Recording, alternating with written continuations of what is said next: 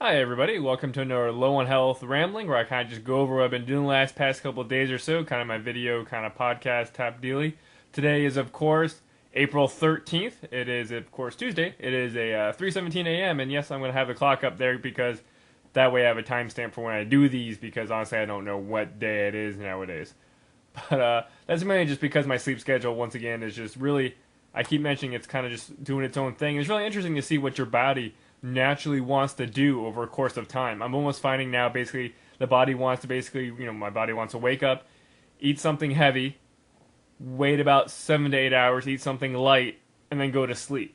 And then basically kind of do that 8 to 9 hour cycle, which is kind of interesting. Don't know why it's doing that, but it's just really weird. Whenever I try to force myself to go to sleep, it's usually for 2 to 3 hours, and I'm fully refreshed. And it's just really weird, just to kind of have an open schedule like that for sleeping. But that's how it is right now. As always, I'm constantly looking for jobs and whatnot, but that's something completely different. But moving on, just want to kind of encapsulate what I've done recently and some interesting little movies and side notes mainly on this one. Go ahead and start off here. I'm a big super fan of 3D stuff, and in particular, like the cross-eyed magic eye kind of 3D stuff, which is basically what these videos, get this video rolling here, is all about. Once it actually starts to move. Oh, you gotta love YouTube. Good old technical difficulties here. There we go. In which case, this is a really cool video.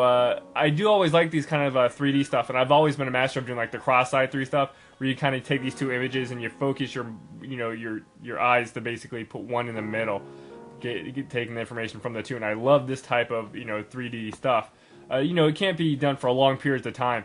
But this video I found particularly awesome, especially in HD, because it's basically glassworks. And glass, spheres and stuff really do have a depth to them. And it's just very, very cool to kind of just do your eyes and kind of lock in and then kind of get a 3D image of these. And with these being videos and whatnot, it's really cool to see how this person does it. And I really enjoyed this particularly. For some reason I got into a 3D kick recently. But this one's just awesome, because let's see if it shows like her office and her workspace and her actually working on different pieces and whatnot. But if you can actually do the cross-eye 3D eye stuff like Magic Eye, this is just really, really awesome to kind of give this a little watch through, and I enjoy it immensely. Moving on here, another video. Apparently on Saturday Night Live, Tina Fey came on as Sarah Palin again and did this nice little funny Sarah Palin network where she kind of parodies a bunch of little TV shows and whatnot. And I've always been a big fan of Tina Fey's work. Haven't seen the new movie of Steve Carell. Maybe I'll watch it, maybe I won't, I don't know. But this I just thought was really funny, nice little 4-minute clip. Give it a watch through. It's really, really entertaining. Showing that SNL basically was the greatest, maybe 10 years ago when everybody was at their prime, and nowadays they have to pull in their whole talent to even get good laughs. But moving on here, let's see what else we got here. Another YouTube thing we got here. I'm gonna move real quick to the back of the gaming real quick. The next YouTube thing of DrHorrible. Apparently there's this dude that has done this 8-bit remake of the DrHorrible sing-along blog, which is just freaking awesome. It's just like a nice throwback to, classic 8-bit games and whatnot, where it kind of shows like his room and just, it's really funny. I mean, this is like apparently the first act he's doing, but it's just really cool to see a lot of the 8-bit tributes, 8-bit music and whatnot. And actually it's kind of like almost like a standalone game. You do mention that people give this a nice little watch. It's funny to kind of reimagine the DrHorrible in the 8-bit video game type vibe. I thought it was really, really cool. I mean, definitely give it a watch if you haven't already. I'm pretty sure most people that watch this have heard of it or know about this and have watched it. But if not, it's really, really, really funny. What else we got here? On Destructoid, this is kind of old, but not really too old. They basically have all 47 songs for the Green Day rock band have been announced, which is kind of cool. I mean, I'm kind of looking forward to it. I've been kind of more of an earlier Green Day fan, so that's why I was kind of happy to see that almost the whole Dookie album is on there, which of course has Long Vu, Welcome to Paradise, Basket Case, which was the classic that a lot of people know by, and they've also basically had the full album of American Idiot, which was probably their album that a lot of people were like, oh, got the Grammy nod, and this is what kind of brought them back into it, which is kind of funny. It's almost like a 10-year difference from the really good early album to the really good recent album. And then of course they have like some other ones from like Warning and Minority, which were good. Hitchin' a Ride, Good Riddance, Nice Guys finished last, and even someone from the 1995 Insomniac. And then, of course, there's 21st Century Breakdown, which is almost the whole album there. So 47 tracks. I guess there's some DLC too. Kind of cool. I mean, I'm really looking forward to this album. A lot of people, I've mentioned this too, they basically like, well, why don't they just bother and just do individual releases on the Rock Band network and whatnot? It's like, yeah, they could do that, but I almost like these standalone discs more because A, I can just rent them, and then B, I kind of like the Beatles. I like going through like the history of a band, different venues, and actually playing with the artists themselves. So kind of cool. I'm really looking forward to the Green Day Rock Band. Now, recently, I've been playing a lot of PS3 games, but I'll get to that later. But I do want to mention this game called Mountain Blade Warband, which is basically almost like an open-ended medieval game where you kind of build up your army, get money, take over castles, do missions. It's a very one of those rough around the edges games, but I really, really liked it.